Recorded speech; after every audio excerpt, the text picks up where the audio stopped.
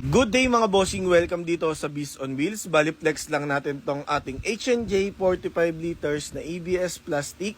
Kasya isang full face helmet, dual lock metal base plate na po siya. At ayan po, kitang-kita nyo naman mukhang alloy top box po talaga siya. Then, take note lang po, nakasama na rin po yung backrest dito na napakakapal para sa inyong back ride. Then, pagdating naman natin sa loob, leather inner lining with 2 pockets. Removable, washable po yan.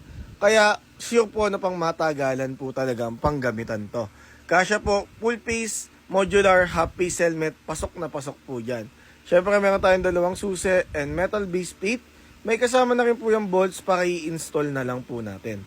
Kung naghahanap po kayo ng gantong top box na mukhang alloy top box siya, pero plastic lang, i-avail nyo na talaga tong H&J natin na Top 01. Bukod sa mas magaan siya kaysa sa alloy top box, same capacity lang din siya ng alloy top box. Kaya click nyo na yung yellow basket yan sa baba para maka-order. Thank you!